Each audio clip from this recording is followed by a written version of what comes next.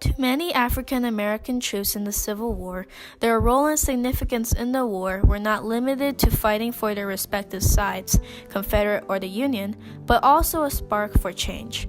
The involvement of freedmen and free African Americans in the Civil War and the immediate consequences that followed were the impetus for further political and social changes in America for African Americans.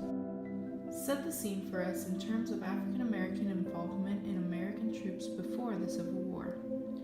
Well, previously we saw the earliest examples of African American involvement in the Revolutionary War.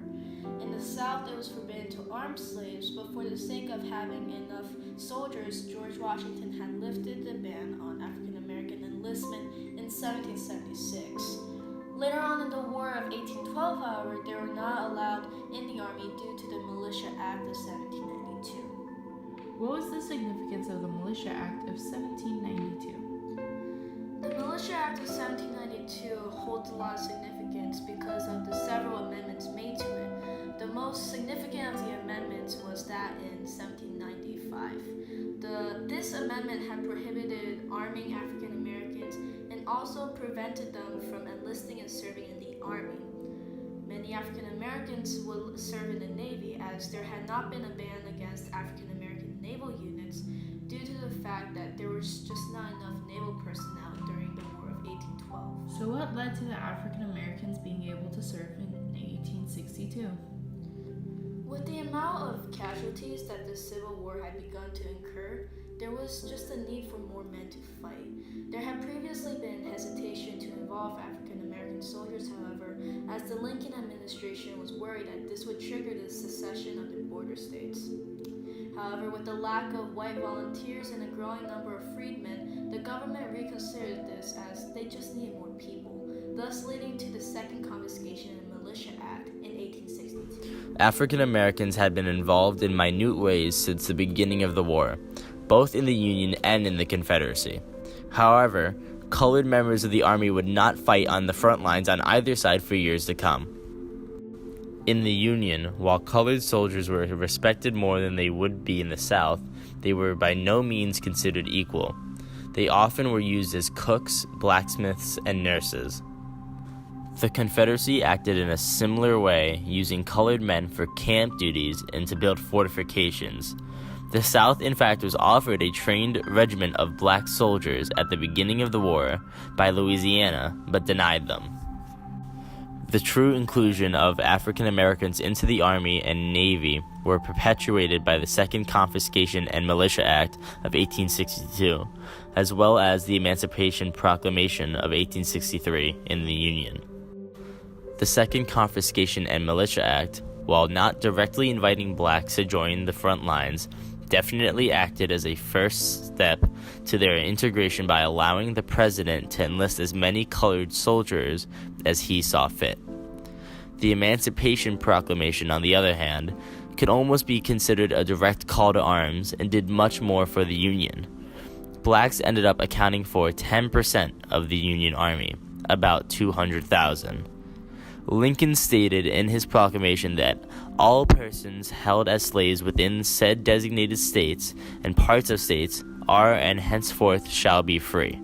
Not only did he recognize African Americans as people, but he now pushed the idea of freedom. Lincoln changed the war into one that was perpetuated by the idea of freedom, which successfully increased Union morale, strengthened Union politics, and inspired many colored men to join the Army. Of course, the Confederate reaction to this was harsh. If black soldiers were captured, they would usually be killed rather than being taken as prisoners of war. Despite these actions, the South would eventually begin to draft African Americans, but without much yield. The harsh reaction of the South led to the lack of black enlistments, even when it became legal, with a small total of 50 official black enlistments.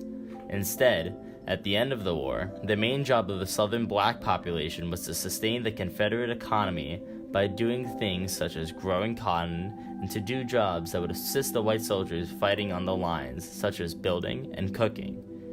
Even with Davis's final attempts to recruit more blacks, the military effect of colored soldiers in the South was negligible at best. Other than simple fighting jobs, blacks played an extremely important role in obtaining intel for the Union through spying.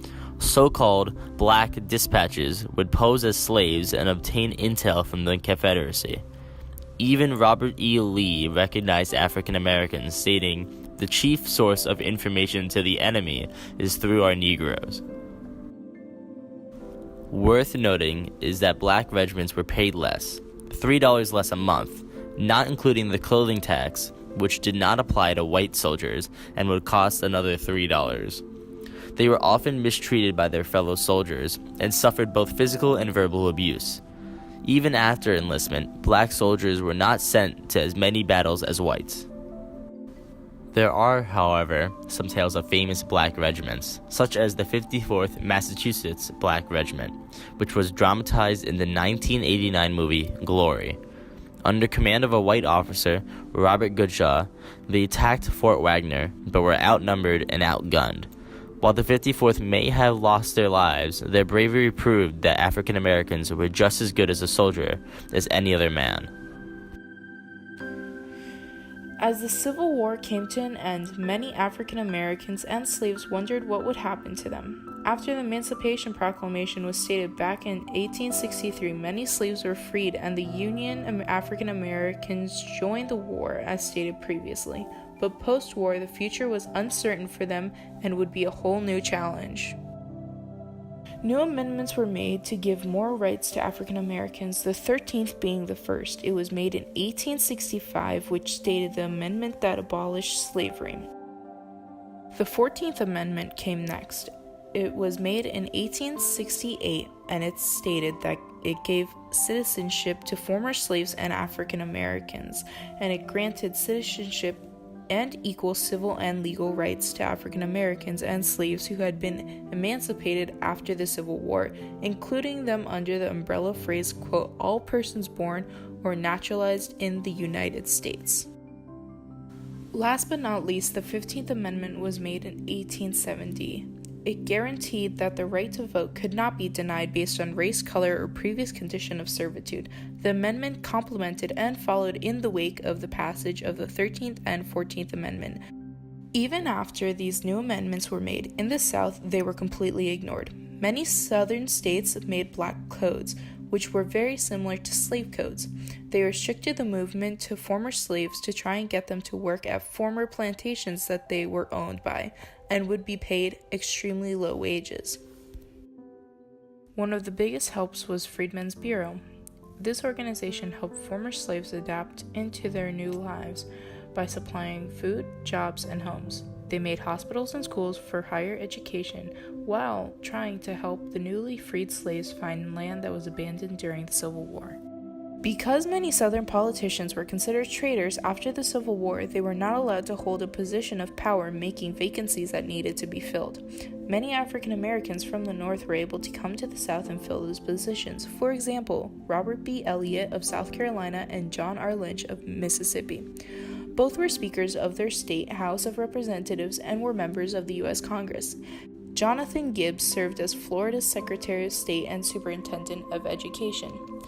Between 1896 and 1901, 20 African American representatives and 2 African American senators, Hiram R. Revels and Blanche K. Bruce of Mississippi, sat in the U.S. Congress.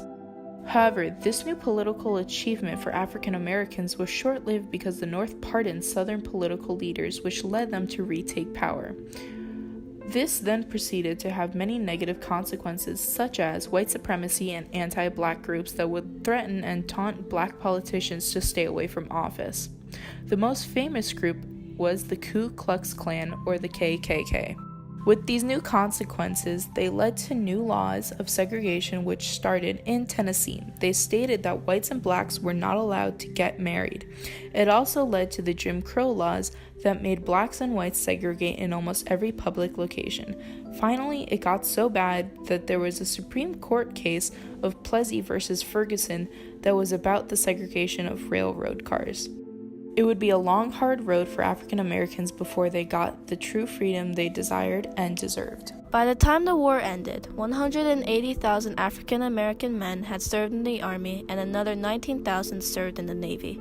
It is with the help of the United States colored troops that the Union was able to achieve a good number of victories, such as those in Charleston and Richmond. In their accomplishments, another includes defeating the perpetuated idea that African Americans were cowards and could not fight properly in battle. By the time Confederate General Robert E. Lee surrendered at the Appomattox Courthouse in Virginia, there were more African Americans fighting for the Union than there were soldiers in Confederate forces. Lincoln states, "Without the military help of the black freedmen, the war against the South could not have been won. The African American troops were crucial in turning the tables in the war, and a crucial turning point for African American soldiers who believed that their service would be the beginning to their freedom in a country founded on liberty for all."